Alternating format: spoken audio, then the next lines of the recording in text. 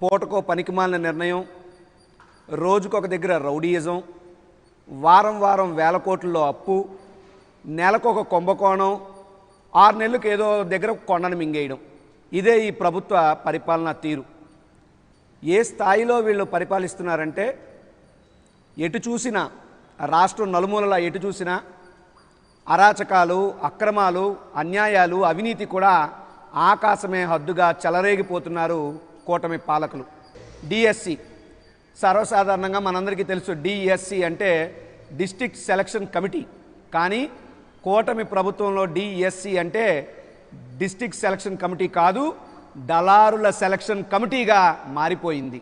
కాబట్టే ఈరోజు ఈ రాష్ట్ర వ్యాప్తంగా కూడా డిఎస్సి అభ్యర్థులందరూ కూడా వాళ్ళ వేదన అరణ్య రోదన కింద ఉంది. డిఎస్సి అభ్యర్థులు ఆందోళన తారాస్థాయికి ఆంధ్ర రాష్ట్రంలో చేరింది. వాళ్ళు కడుపు మంటతో రగిలిపోతున్నారు. ఏం చేయాలో పాల్పోయినటువంటి పరిస్థితి. ఎటు చూసినా మొన్న డిఎస్సికి సంబంధించి జరిగినటువంటి అవకతవకల మీద ధర్నాకి పిలిపిస్తే ఈ రాష్ట్ర వ్యాప్తంగా కూడా పాడేరు నుంచి పాయకరావుపేట వరకు, కృష్ణా నుంచి కర్నూలు జిల్లా వరకు, ఇచ్చాపురం నుండి అనంతపురం వరకు ఎటు చూసినా డిఎస్సి అభ్యర్థులందరూ కూడా రోడ్డెక్కి ప్రభుత్వాన్ని నిలదీసినటువంటి పరిస్థితులు మనకు కనబడుతూ ఉన్నాయి. డిఎస్సి అభ్యర్థులు, నిరుద్యోగులు జీవితాంతం కూడా ఆ యుక్త వయసు వరకు కూడా ఎంతో కష్టపడి చదివి ఒక డిగ్రీ పట్టాన్ని పొంది నోటిఫికేషన్ కోసం ఎదురు చూసి, నోటిఫికేషన్ వచ్చిన తర్వాత అహోరాత్రులు శ్రమించి కష్టపడి మార్కులు సాధించి ఉత్తీర్ణలు అయిన తర్వాత సర్టిఫికేట్ వెరిఫికేషన్ కూడా పూర్తయిన తర్వాత ఉద్యోగం వస్తుందని చెప్పి గంపెడు ఆశలు పెట్టుకుంటే ఈరోజు ఆ ఆశల మీద నీళ్లు జల్లారు. ఆ ఉద్యోగులందరికీ కూడా, నిరుద్యోగులందరికీ కూడా కూటమి ప్రభుత్వం డిఎస్సి అభ్యర్థులకి వెన్నుపోటు పొడిచింది. ఈ రాష్ట్రంలో చాలా ఘోరమైనటువంటి పరిపాలనా తీరుంది.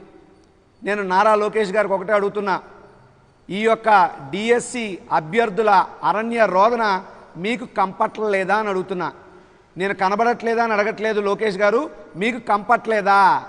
ఎందుకంటే మీకు సర్వసాధారణమైనటువంటి తెలుగు భాషలో మాట్లాడితే, తెలుగు పదాలు ఉచ్చరిస్తే మీకు అర్థం కాదు. కాబట్టి మీ భాషలోనే మిమ్మల్ని అడుగుతున్నాను, నారా లోకేష్ గారు, డిఎస్సి అభ్యర్థుల యొక్క ఆకలి కేకలు, వాళ్ళకి జరిగిన మోసం, వాళ్ళకి జరిగిన వెన్నుపోటు, వాళ్ళు వినిపిస్తున్నటువంటి వాణి బాణి కూడా మీ ప్రభుత్వానికి కానీ, నారా లోకేష్ గారు మీకు కానీ కంపట్లేదా అని నేను అడుగుతున్నా. ఎంతమందికి ఏ క్యాస్ట్ కోటాలో ఉద్యోగాలు స్పోర్ట్స్ కోటాలో ఇవ్వడం జరిగింది? ఇది ఏదైనా లిస్టు ప్రభుత్వం బహిర్గతం చేసిందా ఇప్పటికైనా? అంటే లేదు. ఇది కేవలం ఒక ముఖ్యమైన కీలకమైనటువంటి అంశాన్ని గమనించమని కోరుతున్నా.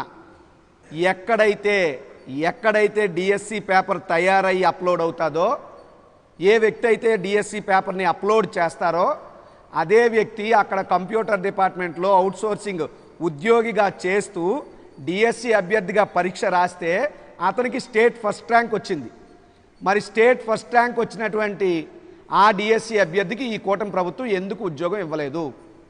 దీనికి సమాధానం చెప్పాలి.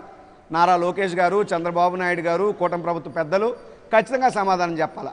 స్టేట్ ఫస్ట్ వచ్చిన కుర్రాడికి మీరు ఎందుకని ఉద్యోగం ఇవ్వలేదు అంటే దాని అర్థం ఈ యొక్క డిఎస్సి పేపర్లో అవకతవకలు జరిగాయని కూటమి ప్రభుత్వ పెద్దలు భావించబట్టే ఆ స్టేట్ ఫస్ట్ ర్యాంక్ వచ్చిన కుర్రోడికి మీరు ఉద్యోగం ఇవ్వలేదా?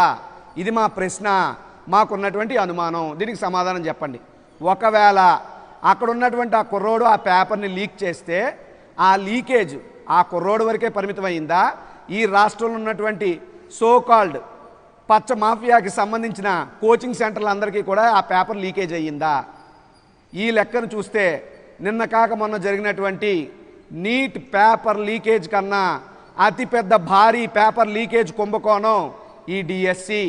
దీనికి సమాధానం చెప్పాల్సినటువంటి బాధ్యత నారా లోకేష్ గారికి ఉంది. అందుకే నేను ఆయన అడుగుతున్నా, అయ్యా మీకు అన్యాయం కంపట్లేదా? దీనికి సమాధానం చెప్పండి.